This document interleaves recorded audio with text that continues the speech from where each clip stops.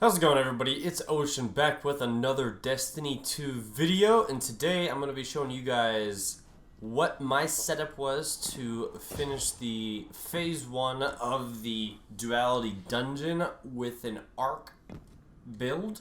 I know that some people might be wanting to do this solo. This build will work obviously if you're doing it with a team, and that'll just make it easier. But for those of you that are trying to do a solo, this is how I did it. And so let's just go ahead and get right into it. So obviously we're using Arc, and they are not on the Arc 3.0 yet, so it's a pretty weak subclass right now. But I went ahead and did this top tree right here with combination blow, kill an enemy with this melee ability to trigger health regeneration and increase your melee damage temporarily. Really, I just wanted to use it for that health regeneration. Combat flow, melee kills recharge your dodge ability. This is really good because we also are using a gambler's dodge, so we recharge our melee ability every time we dodge near an enemy. So we have a melee that gets us our dodge ability back, and then the dodge ability gets us our melee back. So they kind of work in a tandem there, back and forth. After dodging, each arc staff hit creates a damaging lightning aftershock, and then deadly reach. Dodging increases your melee range, allowing you to lunge further to strike enemies. That's not really a big deal. We're mainly looking at the health regeneration, and dodging gets our ability back. So for the exotic, I'm using the Assassin's Cowl. I was using this on the Hunter build, the Solar build as well, but it's just that powerful right now, especially in this Duality dungeon. Getting your health and going invisible, especially on a class that you really can't go invisible on or heal yourself that easy. Especially, I mean, we're not on Arc 3.0 yet, so having this helmet is going to help you guys stay alive a lot, and I'll show you guys exactly what I mean by that when I show you guys the gameplay. I currently have 105 mobility. I would like my resilience to be 100. I just haven't built it up yet. So 100 mobility, 100 resilience is really what you want. At 65, I got 14% damage reduction. Even at 70, you're up to 20% damage reduction. So the higher resilience you have, the better. Let's see, the discipline on this build is also pretty good, but we're using our nade. By the time we're ready to use our nade again, it's already back anyway. I'll show you guys what I mean. Let's go ahead and show you what nade I'm talking about. We are using the flux grenade because this attaches to enemies. I like this one just because you can throw it pretty straight and pretty fast. So for the bell keepers, I like to throw this, stick one of them, and then shoot the other. So I'll show you guys exactly how that works when we're doing the video as well. Other than that, everything else, just do whatever you want. I'll show you guys what I have on for the mods. I have hands-on for both of them on the helmet. I have focusing strike for both on the gauntlets with taking charge. I use the solar and void resistance one. Armor of the Dying Star, I do that twice, so I think it's like, if I have just one, it's like 25%, and if I have two, it's about 40% damage reduction. And then I finish it up with taking charge as well. Become charged alive by picking up orbs of power. And then for the boots, we have Better Already. So your health begins to regenerate immediately after picking up an orb of power, and then reduces class ability cooldown each time you pick up an orb of power. So if we have an orb of power, we're going to start healing, and it's going to reduce our class ability cooldown, our dodge, if for some reason we do not have the dodge back. If we miss like a melee ability, reuse it. Anyway, it just helps with our dodge ability getting back and healing. For the mantle, the cloak, for the hunter, we are using distribution.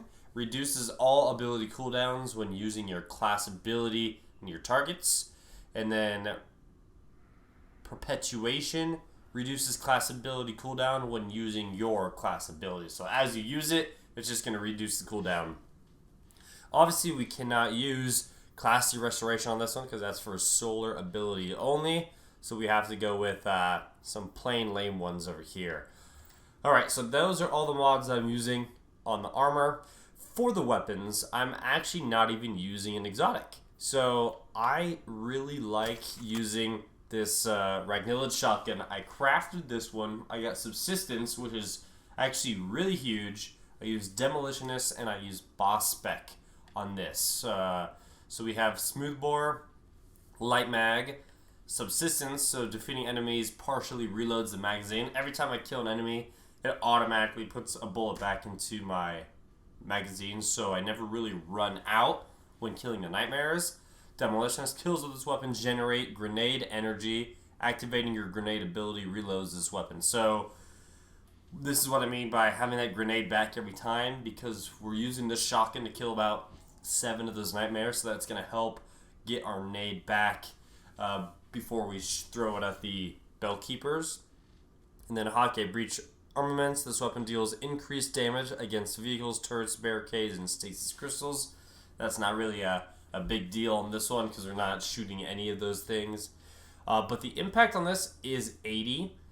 So we're actually able to one-shot the nightmares once we pick up the essence, which is huge. The range and handling and stuff, that doesn't matter too much. Reload speed doesn't matter because we're not going to be reloading in that room. So it's mainly the impact at 80. I tried using the Matador 64 because I also had an impact of 80.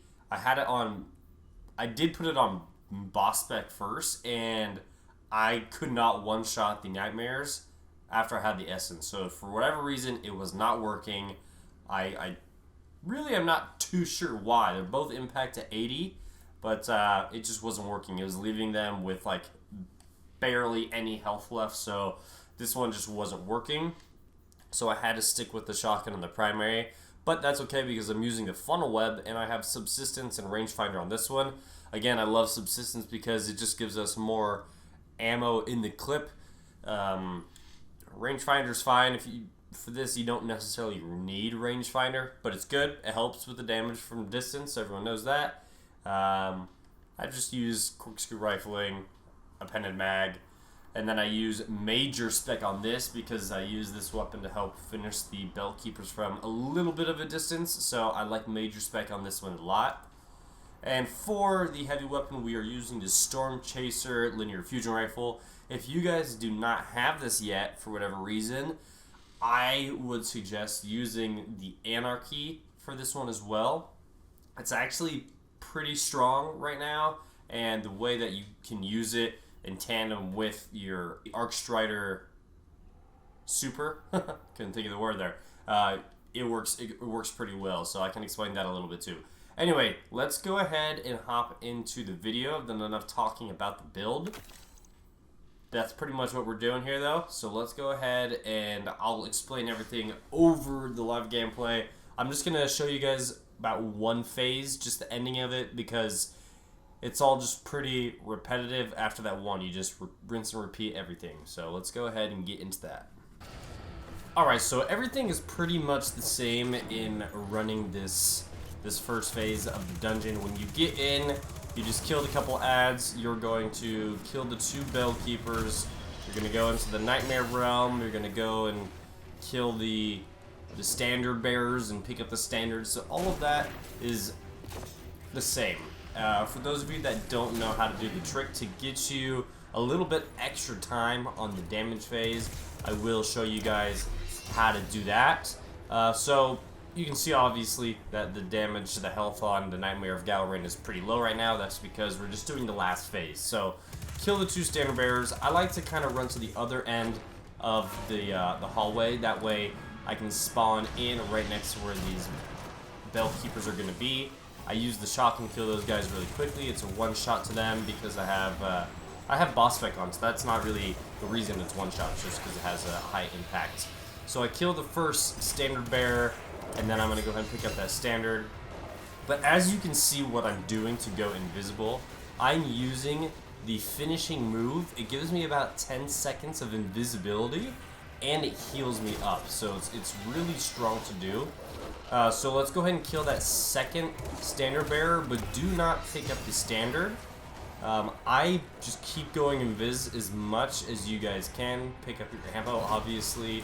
But yeah, 10 seconds of invisibility is going to be what makes this build possible. Because if you don't have that invisibility, there's just way too many ads, and it's super difficult. You'll have to have some really impressive ad clearing skills and weapons, but that might take away from your damage weapons.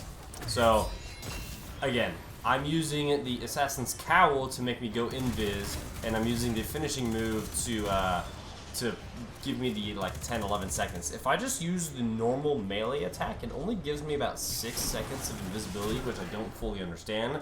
It does heal me as well, but that way, if I don't get the finishing move, but I do get it with the melee, either way I'm going invisible and I'm getting my health back. So either way, it's working, and I go invisible as often as I possibly can.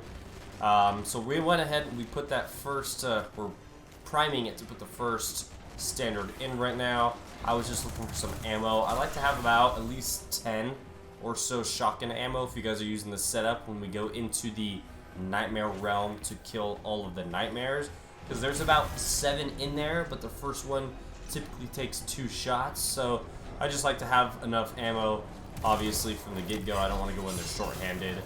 The first time you run through it, though, you don't have to be as quick as the second time. The second time is going to be more important because that's the damage phase.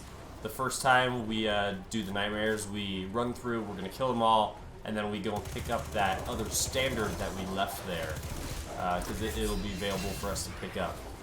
So once you kill the ads in this room, just do it as comfortable as you guys want. Go ahead and shoot the bell to take us into the nightmare realm.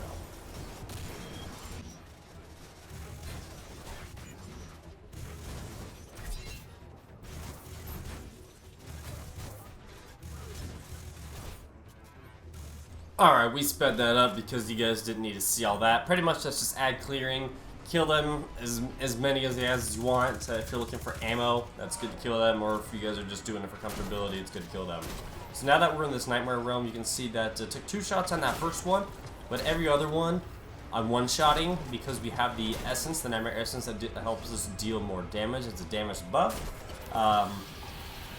And then you can throw your flux nade. I obviously missed right there. That's not a very good showing. But if you stick him, which that was the only time that I missed. If you do stick the nade on him, it's going to be a one-shot. I used my shotgun to kill him. And the other thing that can be confusing, as you guys saw when I was running through that nightmare realm, there was a standard already sitting in there. By doing this trick, sometimes the standards are going to appear like they're there.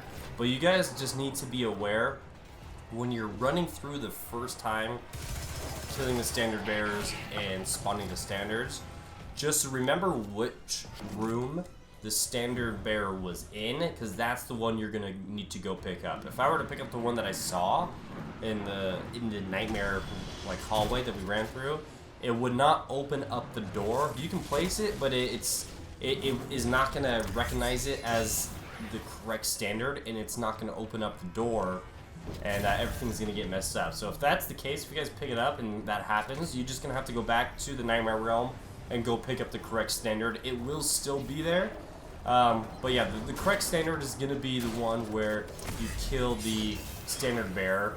It'll be in a certain room, so just remember which room it is. It'll show you what it is on the standard itself. It'll be the axis or the sun. Just make sure to run back to that room after you kill the nightmares. So once you have it, you have the second one there.